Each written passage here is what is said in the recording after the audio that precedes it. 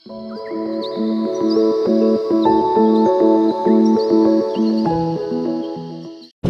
యొక్క వాక్యమును హృదయంలో నాటమని అడుగుతున్నాము తండ్రి. అయ్యా, శ్రేష్టమైన వాక్యమును అయ్యా మేము నాటబడి అయినా లోకంలో ప్రభు తండ్రి బలముగా నీటి కాలువలు ఎవరితో ప్రభు తండ్రి నాటబడిన వృక్షం వలె బలముగానైనా ఎదిగే భాగ్యము, చిగురించే భాగ్యము, ఎన్నో జీవితంలో వెలిగించే భాగ్యము, ఆయన నీడనిచ్చే భాగ్యము మాకు దయచేయమని ఈ ప్రార్థన, ఈ వాక్యము వెనకల చెవులు వినుగాక అన్న విధముగా ప్రతి ఒక్కరి హృదయంలో కూడా నాటబడునుగాక.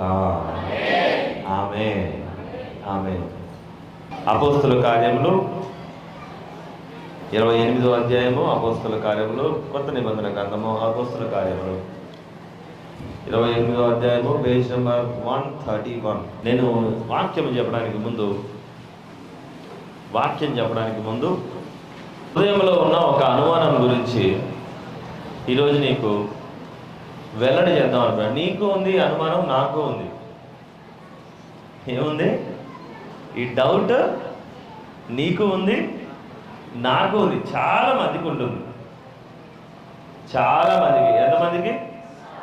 చాలా మందికి. కారణం ఏంటి అంటే మన పెద్దవాళ్ళు ఈ అనుమానాన్ని మన దగ్గర నాడుతూ ఉంటారు. ఈ సందేహాన్ని, ఈ అనుమానాన్ని మన పెద్దలు నాడుతూ ఉంటారు మన హృదయంలో. అందుకే ఈ వాక్యాన్ని అర్థం చేసుకోవడానికి ట్రై చేయండి. నేను హాఫ్ అన్ అవర్లో కంప్లీట్ చేయబోతున్నాను. కానీ మనసులో మాత్రము ఈ అనుమానం మళ్ళీ ఉండడానికి వీల్లేదు. నాటుతూ ఉంటారు ప్రతి ఒక్కరి జీవితంలో, హృదయంలో. ఈ అనుమానం లేదు అనుకునేవాడు ఎవడు లేడు. నేను ఖచ్చితంగా చెప్తా, ఈ అనుమానం లేదు అనేవాడు ఈ భూమి మీద ఎవ్వడు కూడా లేడు. ఏదై ఉండొచ్చు? ఆ అనుమానం ఏదై ఉండొచ్చు?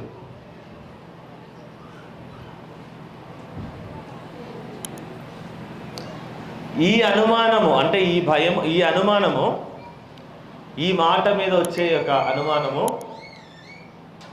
నిన్ను క్రైస్తవ జీవితంలో కూడా అటు ఇటు ఎలాంటి తీసే ప్రయత్నం కూడా చేస్తుంది. అంత ప్రమాదమైంది. ఏమై ఉండొచ్చు? ప్రయత్నం చేయండి, గెస్ చేయడానికి ట్రై చేయండి. Try to guess. అరే చెప్పిన తర్వాత అన్న ఇదేనా అనుకోవద్దు. ప్రతి మనిషిలో ఉంటున్నా. అందుకే నేను చెయ్యెత్తమని అనలే ఎవరిని కూడా, క్లియర్గా అడుగుతున్నా. ప్రతి మనిషిలో ఈ యొక్క అనుమానము ఉంటుంది. 100% ఉంటుంది. కానీ ఏం చేయాలో తెలియదు. అంటే బైబిల్ ప్రకారం ఏం చేయాలో తెలియదు. ఈరోజు నేను మీకు అది నేర్పించబోతున్నా. ఈ యొక్క అనుమానాన్ని ఎలా రెక్టిఫై చేసుకోవాలి, ఎలా గెలవాలి, అసలు ఈ అనుమానం ఎంతమందికి ఉంటుంది, అది ఏ అనుమానం,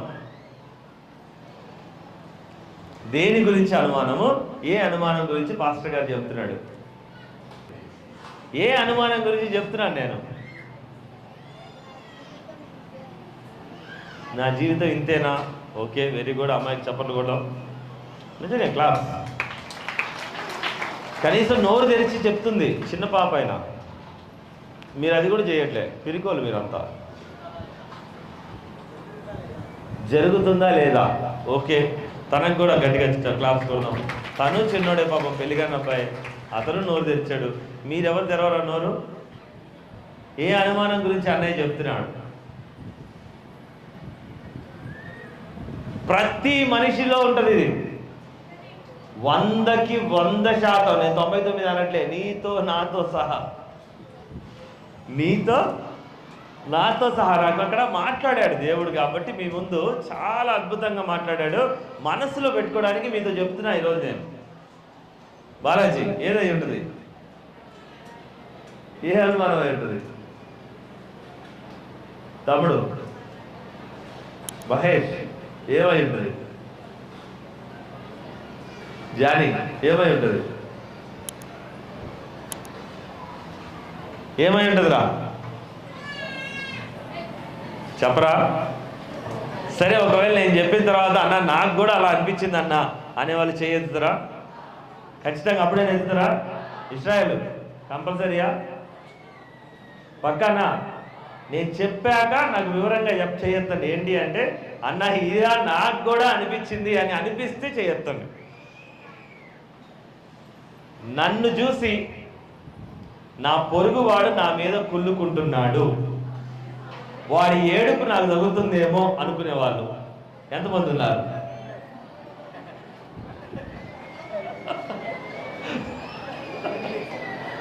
ఎంతమంది ఉన్నారు? గట్టిగా చేయలేండి.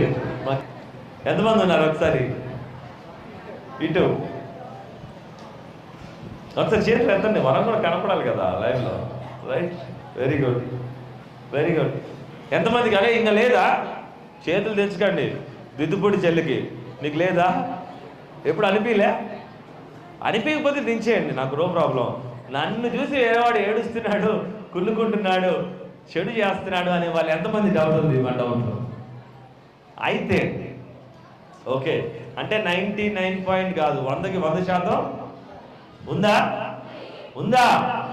రైట్. మరి దీన్ని పోగొట్టుకునేది ఎలా అని ఎంతమంది ఆలోచించారు? అసలు పోద్దా? దీనికి ఏమైనా రెక్టిఫికేషన్ అనేది ఉందా? ఉందా లేదా? బైబిల్లో మాత్రం లేదు. పంతులు గారిని అడిగితే హోమం చేయమంటాడు, బాగులు చేసేవాడిని అడిగితే నిమ్మకాయలు కట్టుకోమంటాడు, ఇంకొక ఆయన్ని అడిగితే రేకులు కొట్టుకోమంటాడు, ఇంకొక ఆయన్ని అడిగితే సీసాలు పెట్టుకోమంటాడు, ఇంకొక ఆయన్ని అడిగితే గుమ్మానికి మేకులు కొట్టుకోమంటాడు, ఇంకొక ఆయన అడిగితే ఒక గుడి పెట్టుకో అంటాడు ఇంట్లో, ఇంకొక ఆయన అడిగితే ఆ గుడికి ఒక ఆటపోతు కోయి అంటాడు, ఇంకొక ఆయన అడిగితే కోడి కోయమంటాడు, ఇంకొక ఆయన అడిగితే కుక్కను కోయమంటాడు. అయ్యా అవునా? బైబిల్లో మాత్రం ఎవరు ఏం అనట్లేదు ఏంటి? మరి క్రైస్తవుడి పరిస్థితి ఏంటి? ఈరోజు మనము ఇవన్నీ పక్కన పెట్టి క్రిస్టియన్స్ అయినాం. ఏమైనా? అవునా? ఇంకా డౌట్ ఉందా? నిజం చెప్పండి రా, క్రైస్తవులు అయినాం. మరి మనం ఏం చేయాలి? మనం ఏం చేయాలి? ప్రార్థన చేయాలి. అవుతుందా మీతో? అవుతుందా? నిజంగా అంతలేదు. సరే, మీరు ఇన్ని రోజుల నుంచి ప్రార్థన చేస్తున్నారు, కానీ ఈ అనుమానం మాత్రం లోపల మాత్రం ఉంటనే ఉందా లేదా? ఎంతమందికి ఉంది అంటే అందరూ చేయొత్తారు. అవునా? మరి ఏది మన ప్రార్థన? ఈరోజు నీకు నాకు మనందరికీ కళ్ళు తెరిపించే ఒక విషయం చెప్తున్నాను ఈ వాక్యం ద్వారా. దయచేసి చదవడానికి ప్రయత్నం చేయండి. ఎవరైతే నా పొరుగువాడు కానీ నాకు ఈ ప్రపంచంలో ఉన్నవాడు నా పైన ఏడుస్తున్నాడు, ఈ ఏడుపు పోవడానికి నేను ఏం చేయాలి? ఎలా పోద్ది ఏడుపు? ఏడుపు నరదిష్టి, ఇది నా మీద జరిగే ప్రయత్నము, చెడు ప్రయత్నము ఎలా పోద్ది అనే దానికి ఇక్కడ దేవుడు ఒక వాక్యంతో చూపిస్తా ఉన్నాడు. ఎదుటివాడి ఆలోచించేది ముఖ్యమా, నీ గురించి ఎవరు నువ్వు ఆలోచించేది ముఖ్యమా అనే కొన్ని విషయాలను మీకు వివరించబోతున్నాను. చూద్దాం, చదువుదాం నాన్న. కంటిన్యూ. 28వ అధ్యాయము 3వ వచనము, 2వ వచనం నుంచి చదవండి. ఆ ద్వీపవాసులు మాకు చేసిన ఉపచారం ఇంత కాదు, ఎలయనగా అప్పుడు వర్షము కురియుచు చలిగా ఉన్నందున వారు నిప్పు రాజబెట్టి మమ్మల్ని అందరినీ చేర్చుకునేది. అందరూ చదువుతున్నారా? 3వ వచనం నుంచి చాలా ముఖ్యమైన పాయింట్స్ ఉన్నాయి, గమనించండి. ముఖ్యమైన పాయింట్స్ ఏంటి అంటే 28వ అధ్యాయము 3వ వచనంలో, అప్పుడు పౌలు మోపెడు పుల్లలు ఏరి నిప్పుల మీద వేయగా ఒక సర్పము కాకకు బయటకు వచ్చి అతని చెయ్యి పట్టెను. ఆ ద్వీపవాసులు ఆ జంతువు అతని చేతిని వేలాడటం చూసినప్పుడు నిశ్చయంగా ఈ మనుష్యుడు నరహంతుడు అయి ఉండొచ్చుడు. ఎవరైనా అనుకునేది ఎవరు? అక్కడ జరిగిన సిచ్యువేషన్ చూసిన మనుషులు. వాళ్ళు చెడ్డోళ్ళు కాదు, వాళ్ళు ఏం కాదు, చెడ్డవాళ్ళు. మళ్ళీ వివరంగా వినండి. ఆ ద్వీపవాసులు ఎంత మంచి పని చేశారంటే చూడండి, వాళ్ళు మేము తప్పించుకొనిన తర్వాత ఆ ద్వీపము మెలితే అని తెలుసుకుంటుమి, అనాగరికులకు ఆ ద్వీపవాసులు మాకు చేసిన ఉపచారము అంత కాదు. ముక్కు ముఖం తెలియని వాళ్ళని వాళ్ళు ఎంత గౌరవంగా చూసుకున్నారు, ఎంత జాగ్రత్తగా చూసుకున్నారు అంటే వాళ్ళు మంచోళ్ళ చెడ్డోళ్ళ? అయ్యా మంచోళ్ళ చెడ్డోళ్ళ? మంచోళ్ళే. కానీ పౌలు గారు ఏం చేశాడంట, ప్రమాదం నుంచి తప్పించుకొని ఒక ఒడ్డుకు చేరిండు. దేవుడి యొక్క రోమా నగరానికి వెళ్తా ఉన్నాడు. దేవుడు సువార్త చెప్తూ పౌలు గారు దైవజనుడిగా సేవకుడిగా ఉన్నాడు. ఎలా ఉన్నాడు? క్రైస్తవుడిగా ఉన్నాడు. ముఖ్యంగా ఏం చెప్పాలి? ఎంతమంది వినపడుతున్నారా నాన్న? నాకు వినపడట్లేదు. వినపడుతుందా? పౌలు గారు ఎలా ఉన్నాడు? ఒక క్రిస్టియన్, ఒక క్రైస్తవుడిగా ఉన్నాడు అంతే. ఆయన ఒక పెద్ద ప్రమాదం నుంచి దేవుడు మాట్లాడినట్టు తప్పించి ఎడారిలో, అడవి, సముద్రంలో ఒక ఒడ్డుకు చేర్చాడు. ఆ ఒడ్డులో ఉన్న వాళ్ళు, ఊర్లో వాళ్ళు మంచోళ్ళు, ముక్కు ముఖం తెలియకపోయినా వీళ్ళని కాపాడడానికి అన్నం పెట్టారు, మంట వేశారు, పొయ్యి మంట అన్నీ వేసి చలి కాసుకోవడానికి వర్షం పడుతుంటే కాపాడే ప్రయత్నం చేస్తుంటే పౌలు గారు కొన్ని కర్రలు తీసి పొయ్యిలో వేద్దాం అనుకున్నాడు. ఏమనుకున్నాడు? అందరు నన్నే వినండి, వింటున్నారా? ఏమనుకున్నాడు అంటే కొన్ని కట్టెలు తీసి పొయ్యిలో వేద్దాం అనుకున్నాడు. అందులో పౌలు గారికి పాముందని తెలుసా? పాముందని తెలుసా? పౌలు గారు ఎందుకు కట్టెలు వేద్దాం అనుకున్నాడు? పక్కనున్న వాళ్ళకి చలిమంట కోసం. ఏం చేయడానికి?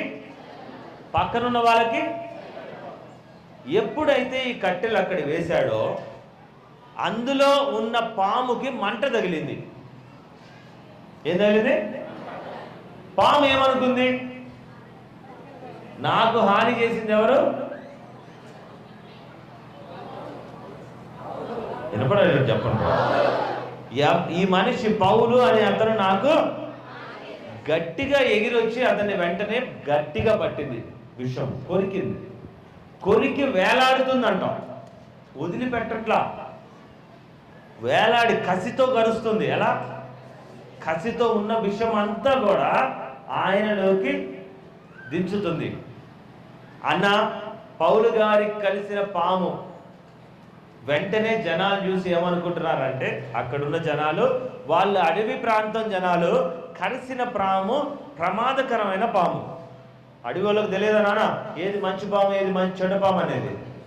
ప్రమాదకరమైన పాము. వాళ్ళు ఏమనుకుంటున్నారంట, ఇంత పెద్ద సముద్రం అనే ఆపద నుంచి తప్పించుకొని వచ్చాడు కానీ వీడు నరహంతకుడు అనుకుంటా ఇక్కడికి వచ్చినా వీడికి చావు తప్పలా. ఎంత ప్రమాదాన్ని తప్పించినా వీడు కరెక్ట్ అయినోడు కాకపోయేవాటికి వీడికి మళ్ళీ చావు ఇలా ఎత్తుక్కుంటూ వచ్చింది అనుకుంటున్నారంట. వచ్చింది అని అనుకుంటున్నారు. ఇప్పుడు నీ గురించి నువ్వు చెయ్యని దానికి నిన్నేమనుకుంటున్నారో ఒక్కసారి గమనించు. పాము అంటే ఎవరు అంటే నువ్వు నేను చెడిపోతే చూడాలనుకునేవారు. మనం ఏం చేస్తూ ఉంటాము అంటే మన మానాన మనము ఇల్లు చలి కాచుకోవడానికి ఏం చేస్తాం? కట్టెల్ని. మనం చేసే పని ఏం లేదు. క్రైస్తవులుగా మన తిండేదో మనం తిని, మన కష్టమేదో మనం పడి, మన మంచేదో మనం చేసుకుంటూ, మన నవ్వేదో మనం నవ్వుతూ ఉంటాం.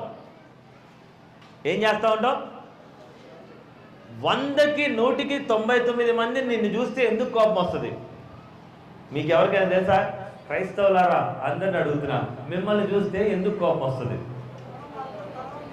అయ్యా మనం వాళ్ళతో కలవం చెయ్య కాబట్టి అంటాం.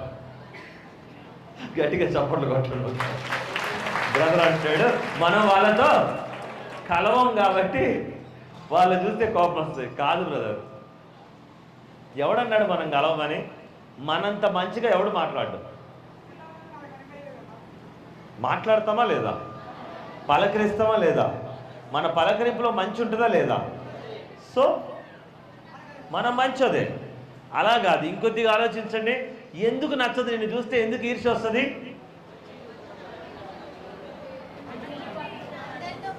చెప్పండి రా, గట్టిగా చెప్పండి రా అమ్మా. అక్కులు ఎందుకు నచ్చదు? సంపాదనలో వాళ్ళు మనకన్నా రిచ్చేగా, సంపాదనలో వాళ్ళు రిచ్చే. కానీ ఎందుకు నచ్చదో తెలుసా?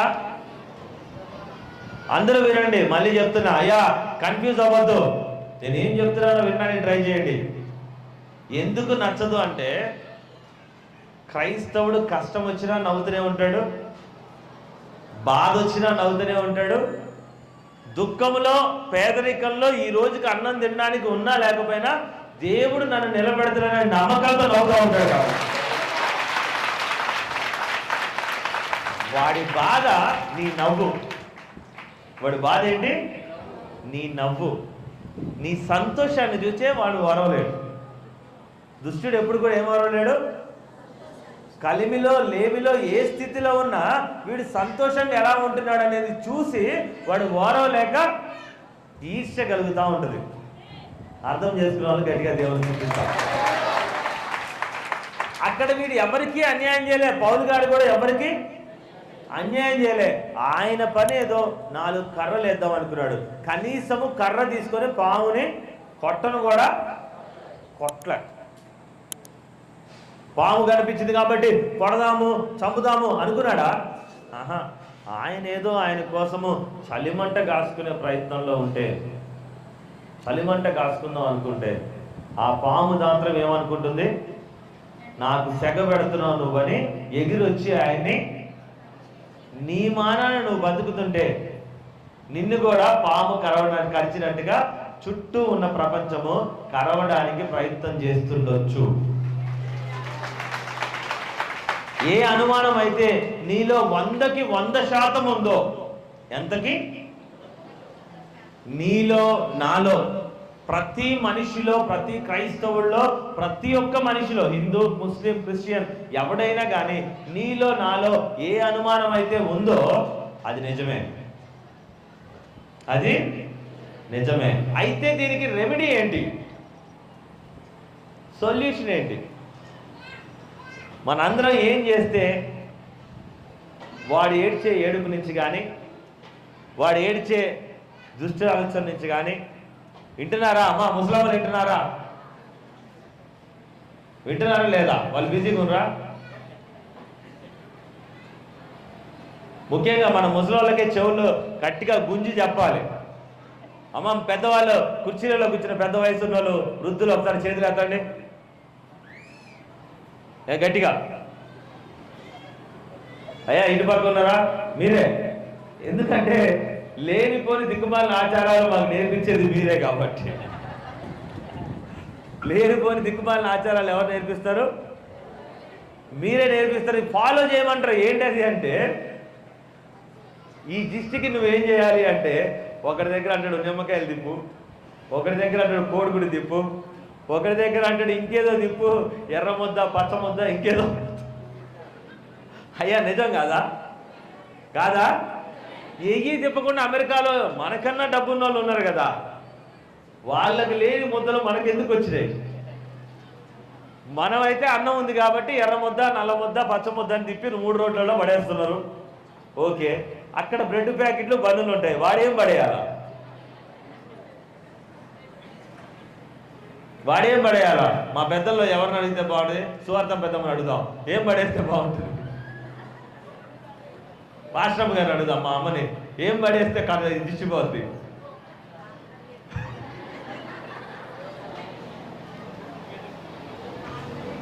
దేవుడు ఏం మాట్లాడుతున్నాడు చూడు. నీ పైన ఏడ్చేవాడిని నువ్వు చూస్తున్నావు. ఎవరిని చూస్తున్నావు? నీ పైన ఏడ్చేవాడు నువ్వు పొగ పెట్టకుండానే, నువ్వు కొట్టకుండానే నిన్ను గడిచే పాములు అంటాడు. నువ్వేమి అనకుండా, నువ్వు ఏ పని చేయకపోయినా, వాడి విషయంలో ఏ శత్రుత్వం నువ్వు చూపించకపోయినా నిన్ను కరిచే పాము లాంటి వాడు. గట్టిగా దేవుని స్తుతిద్దాం, ఆమేన్ హల్లెలూయా. గట్టిగా దేవుని స్తుతిద్దాం, ఆమేన్ హల్లెలూయా. వాడు శత్రువే. అలాంటి వాడు లేడు అనేవాడు ఈ ప్రపంచంలో లేడు నాన్న. నువ్వు ఎంత మంచోడు అయినా కావచ్చు, నువ్వు ఎంత ఉత్తముడైనా కావచ్చు, నువ్వు ఏకంగా పైనుంచి దిగి వచ్చిన దేవుని కుమారుడివే కావచ్చు, కానీ నీకు 100కి 100% ఆపోజిట్ లో ఈ పాము ఉంటనే ఉంటుంది. గుర్తుపెట్టుకో, దేవునికి చూడడం గట్టిగా చెప్పండి కొడతాం. ఆమె అనేవాళ్ళు, అవును అనుకునేవాళ్ళు. అంటే దీన్ని ఎవడు మార్చలేడు. శత్రువు లేకుండా మనిషి బతకడము ఇంపాసిబుల్. శత్రువు లేకుండా బ్రతికుండగా శత్రువు లేకుండా మనిషి బతకడము కష్టం. అయితే మీ అనుమానం రైటేనా? నేనేం తప్పని చెప్పట్లేదు, రైటే. ఈరోజు ఖచ్చితంగా చెప్తున్నా, రైటే. దేవునికి స్తోత్రం. అయితే నేను మీకు చెప్తా అన్నది ఈ అనుమానం రైటా రాంగా అని కాదు. ఈ అనుమానానికి ఏం చేస్తే పోద్ది. ఇప్పుడు దాని గురించి ఆలోచిస్తున్నాను నేను. ఏం చేస్తే పోద్ది? పేలాలు వేయించాలంట. పేలాలైనా లేకుంటే అటుకులు కూడా వేయాలి. ఎవరో చెప్పినారు. అందుకే మీరు చెప్పే మాట కరెక్ట్గా నా చెవుకు రాకపోతే అవి అట్లే వినపడతాయి. అటుకులు వేయించండి, పేలాలు వేయించండి అన్నట్టు గట్టిగా చెప్పాలా. ఏం చేయాలి?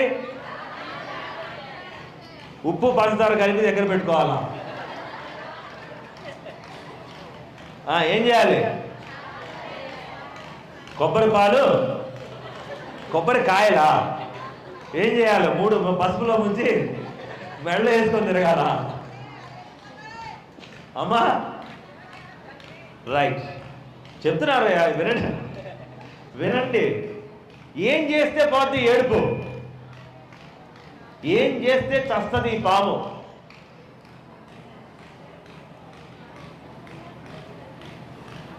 అది వాక్యంలో ఉంది. అందరూ శ్రద్ధగా ఇప్పుడు ఈ వాక్యం చదవండి, అర్థమవుతుంది. చదవమా? అదే కంటిన్యూ చేయి. 3 వచ్చింది. అతడైతే ఆ విష జంతువును అగ్నిలో జాడించి వేసి ఏ హానియు పొందలేదు. దేవునికి స్తోత్రం. ఆమేన్, హల్లెలూయా. పౌలు గారు చనిపోతాడు, వీడు అన్యాయస్తుడు అని చుట్టూ ఉన్న వాళ్ళందరూ ఏం చేస్తున్నారంట?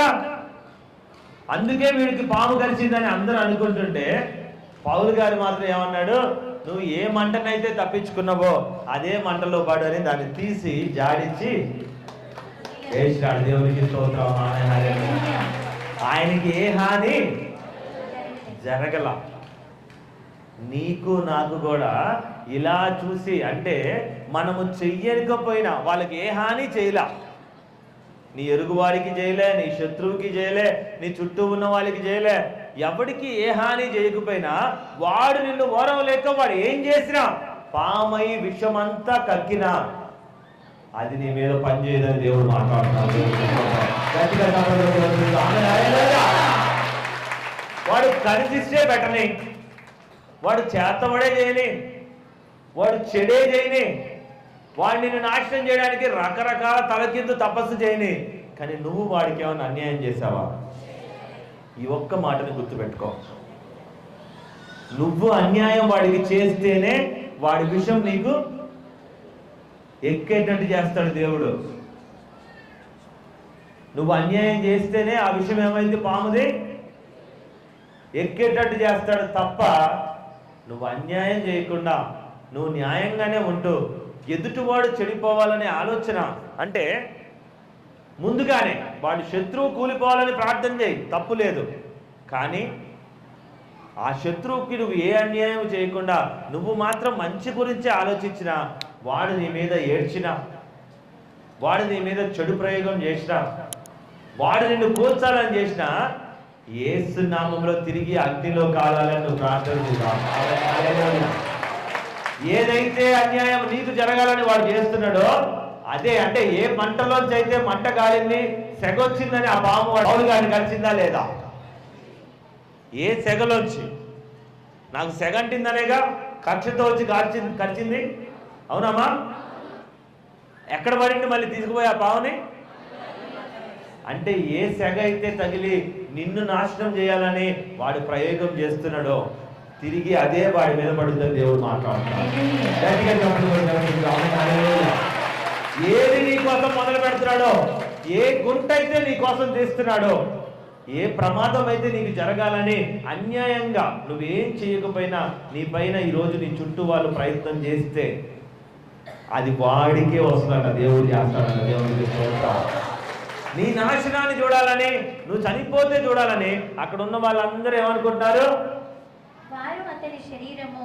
వాడు ఏమనుకుంటాడు అంటే వీడు నరహంతకుడేమో, అందుకే కలిసింది అంటే నీకు కొద్ది కష్టం రాగానే వీడు చెడ్డోడు కాబట్టి వీడు కూలిపోయినని అనుకోవచ్చు, కానీ అది తిరిగి నీ మీదే పడుతుంది.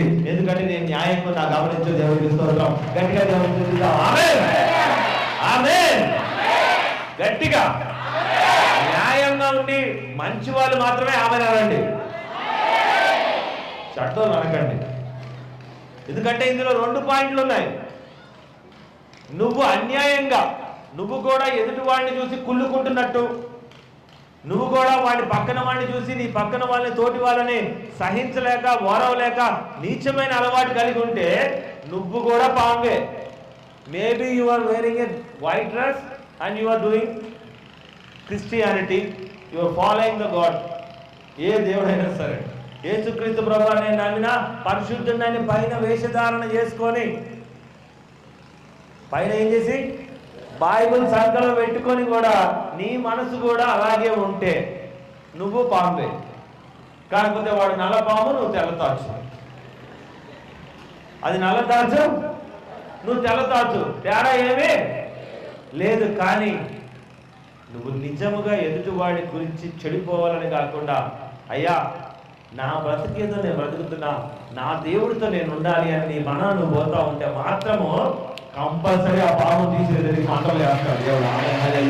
గట్టిగా జరుగుతుంది. ఇది 100% జరుగుతుంది. దీన్ని ఎవడో ఆపలేడు.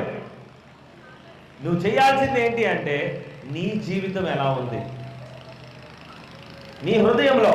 నీ శత్రువుని వదిలిపెట్టమని నేను అనట్లా, కానీ నీ శత్రువు కాకముందు సామాన్యుడిని, నీ ముక్కు మొఖం తెలియని వాడిని, నీకన్నా ఇరుగు పొరుగు వాడు ఎవరైనా ఎదుగుతుంటే వాడిని చూసి ఈర్ష్యపడ్డావా, కంపల్సరీ ఏమవుతావు? నువ్వు కూడా తెల్లతాచుగా మారుతావు. తెల్లతాచు నల్లతాచు అనేది వర్గం మాత్రమే, కానీ దాని విషయం మాత్రము ఒకటే. విషము చిమ్మే వారికి దేవుడు మంటలో అగ్నిలో వేస్తానంటున్నాడు. దేవుడికి స్తోత్రం. ఆ అగ్నికి మరొక పేరే నరకము.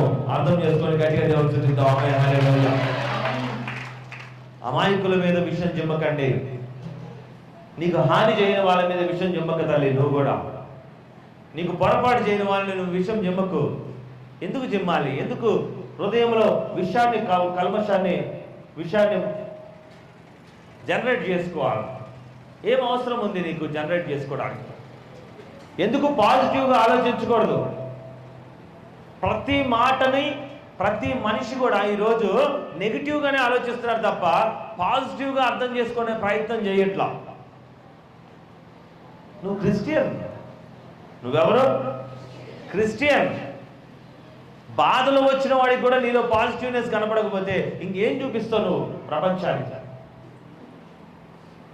నీ దగ్గరికి బాధలు వచ్చిన వాడికి, దుఃఖంతో వచ్చిన వాడికి, మేలు కోసం వచ్చిన వాడికి కూడా నువ్వేం చూపించాలి? ప్రేమను చూపించలేకపోతే, నువ్వు కూడా ఈర్ష్యపడేవాడిగా, హృదయంలో విషయాన్ని నింపుకునేవాడిగా ఉంటే నీకు పౌలు గారిని కలిసిన పాముకి తేడా. సో ఇప్పుడు నేను నీకు చెప్తున్నాను, నా ప్రియమైన కుటుంబమా, వాక్యం అయిపోవచ్చింది, వాక్యం అయిపోయింది, లాస్ట్ అయిపోయింది అట్లీస్ట్. కానీ నీతో ఒక్కసారి ఆలోచించు. అనా వీడు వాడు వాళ్ళందరూ నన్ను చూసి ఏడుస్తున్నారు, కుళ్ళుతున్నారు అంటే ఒక్కటే అనుకో, ప్రభువా ఈ పాములు తిరిగి ఆ అగ్నిలోనే పడును గాక. ఎందుకంటే నేను వాళ్ళని చూసి ఏడవట్లే, ఏడుస్తున్నానా? నేను వాళ్ళని చూసి కుళ్ళుకోవట్లే, కుళ్ళుకుంటున్నా? మరి నేను కుళ్ళుకున్నప్పుడు నా మీద కుళ్ళుకునేవాడు ఏమవ్వాలి? అదే అగ్నిలో వాడు పడును గాక. ఆమేన్, హల్లెలూయా. నేను వాడు చెడిపోవాలని ఏం చేయట్లే, చేస్తున్నానా? మరి నేను చెయ్యంగాని వాడు నాకు చేస్తే ఏమవ్వాలా? వాడు తీసుకున్న గోతిలో వాడే పడును గాక. ఆమేన్, గట్టిగా చెప్పండి. ఆమేన్. చేస్తారా ప్రార్థన? ఖచ్చితంగా. తమ్ముడు సీను చేస్తారా? ఎవరు తీసుకున్న గోతిలో వాళ్ళే పడతారా? పడతారు ఖచ్చితంగా. ఎందుకు అంటే బైబిల్లో వాక్యం చెబుతుంది, పాము ఎక్కడి నుంచి అయితే కక్షతో వచ్చిందో తిరిగి అక్కడికే చేరింది. మత్తులో తూలిపోవడము కింద పడడం కూడా జరగలేదంట. ఒకసారి చదవండి, మీకు అర్థమైంది. అతని శరీరము వాచును, అతని శరీరం వాస్తదేమో విషయానికి లేక అతడు అకస్మాత్తుగా పడి చచ్చును, అతను అకస్మాత్తుగా పడి చచ్చిపోతాడేమో కనిపెట్టుచుండి అని చూస్తా ఉంటారు, ఎదురు చూస్తా ఉంటారు. చాలా సేపు కనిపెట్టుచుండిన తర్వాత అతడికి ఏ హానియు కలుగకుండా చూచి ఆ అభిప్రాయమును మాని ఇతడు ఒక దేవత అని చెప్పుకున్నాడు. నీ కోసము, నీ చెడు కోసం చూసేవాడు జీవిత కాలము ఎవరైనా పడిపోతాడేమో, ఎవరైనా చచ్చిపోతాడేమో, ఏదైనా జరిగిద్దేమో అని చూస్తూ ఉంటారు. కానీ ఒకరోజు నీ గురించి చెప్పుకుంటారు. పౌలు గారి గురించి చెప్పినట్టే, ఏమీ జరగకపోవడం చూసి వాడు ఎంత ఏడ్చినా, ఎంత ప్రయోగాలు చేసినా, ఏ చెడు చేసినా ఫలించకపోవటం చూసి ఏమనుకుంటారు? వీడు దేవుడు పంపించిన మనిషి అనుకుంటారంట. దేవుడు ఆమె ఈ మనిషికి కారణం ఎవరు? దేవుడు. ఇతను దైవజనుడేమో, ఈమె దైవజనురాలేమో, అందుకే ఈమె దినదినము ఎదుగుతుంది. కానీ నువ్వు ఆ దైవజనులాగా, దైవజనురాల్లాగా లేకుండా ఒక నిమ్మకాయ పెట్టుకుంటా, ఒక రేగు పెట్టుకుంటా, ఒక మూట పెట్టుకుంటా, ఫలానోడిని జాతకం అని బాగు చేయించుకుంటా. ఏం చేయించుకుంటా? బాగు చేయటం అంటే మీ అందరికీ ఎంతమందికి తెలుసో నాకు తెలియదు, కానీ నేను ఒక మాట చెప్తున్నా, వింత అనిపిస్తుంది నాకు బాగు చేయటం అంటే. నేనేమో చదువుకొని వచ్చినా, నాకు ఇవన్నీ తెలియదు. మనకి పీజీలు, ఎంబీఏలు, ఫారెన్లో మంచి మంచి కాలేజీలు, నేను వెళ్ళిన జాబ్ చేసిన కంపెనీ, ఒక కంపెనీ వచ్చేసి మేము వెళ్ళిన జాబ్ చేసే కంపెనీలో 80 అంతస్తులు 70 అంతస్తులు అట్లుంటాయి. అంటే గ్లాసులతో ఉండి మేము వెళ్ళొచ్చినాం, ఇంటర్వ్యూస్ కూడా వెళ్ళొచ్చినాం. అలాంటి గొప్ప గొప్ప కంపెనీస్ మేము వెళ్ళొస్తే వాడు చూస్తే నాకు ఏ బాగు చేయించుకున్నట్టు అనిపించదు. వాడి బిల్డింగ్ 80 అంతస్తులు ఉంటుంది, 70 అంతస్తులు ఉంటుంది. అరే, తినడానికి దిక్కులేని ఇంటికి వెళ్తే అక్కడ బాగు చేయించడానికి ఏమేమి ఉంటాయంటే మేకులు, ఎముకలు, సీసాలు. బాగు చేయటం అంటే ఏదైనా దరిద్రాన్ని తీసేయటం, అవునా? పెట్టడం ఏంటండి నాకు అర్థం కాదు. ఈ క్లారిటీ మీరే చెప్పాలి నాకు. పెద్దలు ఈ ఊర్లలో, రూరల్ ప్రాంతాల్లో ఉండి ఉండొచ్చిన కాబట్టి మిమ్మల్ని అడుగుతున్నా, బాగు చేయటం అంటే ఏం చేయాలా? ఒక దరిద్రం ఒక ఇంట్లో ఉంటే దాన్ని ఏం చేయాలా? తీసేయాలి కదా. కానీ ఇక్కడ ఏం చేస్తున్నారు? సీసా పెట్టుకో, కోడిని పెట్టుకో, విస్తరాకులు పెట్టుకో, నువ్వు గడిగిన చేతులన్నీ తీసి ఒక మూల గుంట దూవి పెట్టుకో. అయ్యా, నేను అబద్ధం చెప్తున్నానా? అమ్మా నిజం చెప్పండి, అబద్ధం చెప్తున్నాను నేనేమన్నా? చెబితే తప్పని చెప్పండి, ఒప్పుకుంటా. I agree. మీరు నేను అబద్ధం చెప్తే ఒప్పుకుంటా. కానీ ఒకసారి ఆలోచించు, బాగు చేయటం అంటే నీలోంచి చెడుని తీసేయడం. గుర్తుపెట్టుకో, దేవునికి గట్టిగా చెప్పడం. తీసేవాడు బాగు చేసినాడు. కానీ ఎక్కడదో దరిద్రాలు, రక్తంతో ఉన్న ఇంకేదో తీసుకొచ్చి మూటలు, గీటలు, చెత్త, సీసాలు అన్నీ తీసుకొచ్చి ఇంట్లో మూలల్లో, ఆ మూలలో, ఈ మూలలో పెట్టడం, ఇదేం బాగు చేయడం అంటే? ఆలోచిస్తున్నారా? మా ఇంట్లో కూడా ఉన్నాయిగా, మా పక్కలు కూడా ఉన్నాయిగా, మేము పెట్టినా. ఇప్పుడు ఏమున్నాయో తొవ్వి చూడు, నీకు అర్థమవుతాక. ఆ కుండలు ఏమైనాయో, కొబ్బరికాయలు బాధ పెడతాయి, కొబ్బరి చెట్లు పైకి వచ్చినాయో చూడు ఒకసారి, దొరుకుతాయి కాదా? లేవని చెప్పండి, ఎవరైనా చూద్దాం. ఫాలో చేయలేదని చెప్పండి. మా పెద్దవాళ్ళని అడగాలి, ముసలోళ్ళని. అమ్మ వాస్తవం కాదా నేను చెప్పేది? వాస్తవాలా కాదా? అరే, ఆ తరంలో చదువు లేనప్పుడు, జ్ఞానం లేనప్పుడు అదే ఫాలో అయినాం. ఈ రోజైనా ఫాలో అవ్వండి. ముందు నువ్వు మారు, నీ జీవితం మారుతుంది. అదే నీకు నేర్పిస్తున్నా. నువ్వు మారు ముందు. దేవుణ్ణి, నిజమైన దేవుణ్ణి ఎరుగు. ఏ సర్పము ఎంత పెద్దోడు వచ్చి నీ ఇంటి మీద ఏం పడేసినా దాన్ని తీసి మంటలో పడేసినట్టుగా దేవుడు పడేస్తాడట. దేవుడికి స్తోత్రం. అది సంఘంలో ఉందిరా. నేను కొన్ని ప్రాంతాలకు వెళ్తే ఎముకలు పాతిపెట్టిన ఇల్లులు ఉన్నాయి. తీసి పడేయండిరా, ఏం దేనికి భయపడతారు? పెద్ద పెద్ద గుళ్ళు ఉన్నాయి, తీసి పడేయండి, పక్కన ఏమేమి పెడతారు, అందులో రకరకాల కుండలు ఉన్నాయి, తీసి పడేయండిరా, ఏమైంది మనకి? నీతో ఉన్నది దేవుడు, ఆడున్నది దయ్యం, నీకు నాకేమైంది? ఆమేన్. గట్టిగా దేవుడు స్థుతిద్దాం, ఆమేన్, హల్లెలూయా. అమ్మా, మనం గెలవలేదా? ఎంతమంది గెలిచినారు? ఎంతమంది గృహాల్లో మనం గెలవలేదా? అయ్యా గెలవలే? నాతో పాటు ఎంతమంది చూసినారు ఇవన్నీ? నువ్వెందుకు భయపడుతున్నావు? నువ్వెందుకు భయపడుతున్నావు? నేను ఆ రోజు ఈ రోజు ఒకటే చెప్తున్నా, నువ్వు భయపడాల్సింది నీలో ఉన్న మృగానికి. దేనికి? నీలో ఉన్న చెడు వైపుకి, ఇలాంటి బాగుల వైపుకి, ఇలాంటి పనికిరాని మనుషుల వైపుకి, ఇలాంటి చెడ్డవాడి వైపుకి యేసయ్య నుంచి నిన్ను ఎక్కడ పడేస్తుందో, యేసయ్య నుంచి ఏ జ్యోతిష్యుడి వైపు నేను తిప్పుద్దో, యేసయ్య నుంచి ఏ మంత్రగాడి వైపు నిన్ను తిప్పుద్దో, యేసయ్య నుంచి ఏ బాగు కోసం ఎక్కడికి నిన్ను తిప్పుద్దో, ఆ దుష్టాత్మ ఎక్కడుంది? నీలో ఉంది. కాబట్టి భయపడు, వారికి భయపడు. అర్థం చేసుకున్నాడు గట్టిగా దేవుడు స్తుతించి వాక్యం పంపిస్తున్నా, ఆమేన్, హల్లెలూయా. నేను ఏమైనా ఇవ్వగలను, కానీ నన్ను అడిగే వాళ్ళు ఎవరు అని ఎదుగుతున్నాడు. నేను ఏదైనా చేయగలను వాళ్ళ కోసము, కానీ ఎవరు తీసుకోవడానికి సిద్ధంగా ఉన్నారని ఎదుగుతున్నాడు. అయ్యా, ఒకసారి వాక్యాన్ని గుర్తుపెట్టుకో. నిన్ను కూల్చాలని ఎంతమంది ప్రయత్నం చేసినా, నువ్వు చేయని తప్పుకి ఆ పాములాగా నిన్ను కరవాలనుకున్నా, నువ్వు మాత్రము పౌలు గారి లాగా పరిశుద్ధంగా జీవించు.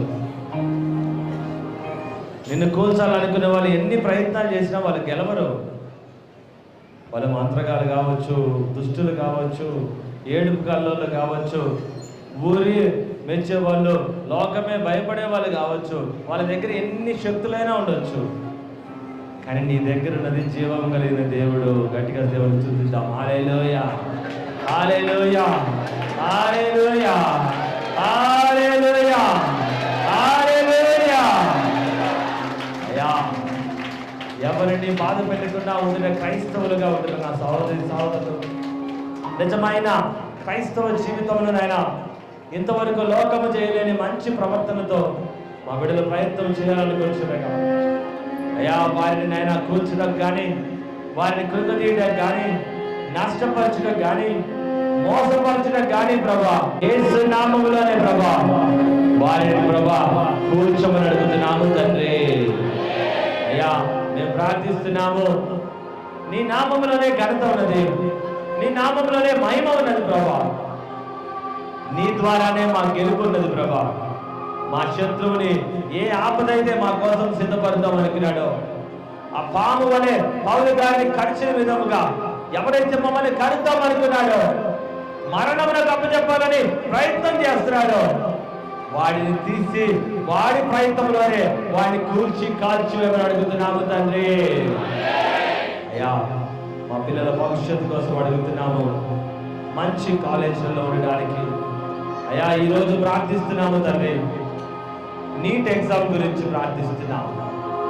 నీట్ ఎగ్జామ్లోనైనా మెడికల్ సీట్ కోసము అయ్యా ఈ సంవత్సరం కూడా ఒక్క సీటు మా సంఘానికి ఇవ్వండి అయ్యా. ఒక్కటి ప్రభావించము, ఒక్కటి ఒక్క బిడ్డని ఎందుకోమని అడుగుతున్నాము.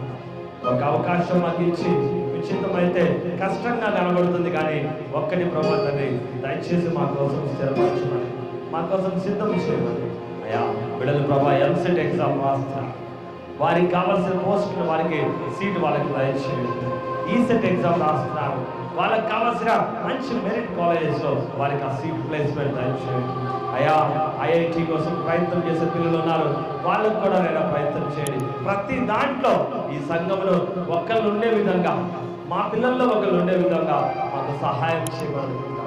మాకు ఆ రిజర్వేషన్, యేసుక్రీస్తు ప్రభు రిజర్వేషన్ కావాలి. మనుషులు ఇచ్చే రాజ్యము వాళ్ళే నాయకులై వెళ్తున్నారు. ఈరోజు వాళ్ళు ఈ దేశాన్ని పూర్తిగా సమూలంగా కూకటి వేళ్లతో వాళ్ళు నాశనం అయిపోవాలి, వాళ్ళ రాజ్యం ఓడిపోవాలి, వాళ్ళ ప్రభుత్వాలు కూలిపోవాలి. నేను ప్రార్థన చేస్తే ఏదైనా జరుగుతుందని నమ్మకంగా చేయి. నీ ప్రార్థన దేవుడు వింటాడు. క్రైస్తవులకు వ్యతిరేకమైన వాడిని వదిలిపెట్టే అవకాశమే లేదు. దేవుడు వదిలిపెట్టడు. నువ్వు చూస్తావు. ఈరోజు తారీఖును గుర్తుపెట్టుకో. దేవుడు నీ కోసము ఈ 5వ తారీఖు నుంచి మనం చేస్తున్న ప్రార్థన, రేపు జూన్ నెల వరకు దేవుడు నూతన ప్రభుత్వాన్ని, మంచి చేసే ప్రభుత్వాన్ని దేవుడు మనకి ఇస్తాడు. ఆమేన్. ఇది మనం ఒకసారి తెలంగాణ రాష్ట్రంలో సాధించుకుంటాం. ఇప్పుడు దేశం కోసం ప్రార్థన చేస్తున్నాం. మనకి ఎవరి గౌరవం అవసరం లేదు, ఎవరి గుర్తింపు అవసరం లేదు. మంచి హృదయంతో ప్రార్థన చేద్దాం, మంచి హృదయంతో ప్రార్థన చేద్దాం. మా ప్రార్థన చేద్దాం మనస్ఫూర్తిగా. ఈ వారం అంతా ఉదయం ఒక్కసారి ఒక క్యాండిల్, ఒక 7 రోజులు ఒక్క క్యాండిల్ వెలిగించి ప్రార్థన చేయండి. అయ్యా, దుష్టుడు నాశనం అయిపోవాలి, వాడి హోమాలు పూజలు అన్నిటికన్నా కూడా నా దేవుడే గొప్ప అని చూపించండి. దేవుడి మీ ప్రార్థన ఆలకించింది కాక ఈ లోకంలో అన్నిటికన్నా దేవుడే గొప్ప అని చూపించండి. దేవుడు మీ ప్రార్థన ఆలకిస్తాడు. పెద్దవాళ్ళు, వృద్ధులు, మీరు ముందు భోజనాల లైన్లోకి దయచేసి నిదానంగా మీరు వెళ్ళొచ్చు. పెద్దవాళ్ళు వెళ్ళొచ్చు, మా భోజనాలకు వెళ్ళిపోవచ్చు. ప్రార్థన అయిపోయింది. ఆమేన్.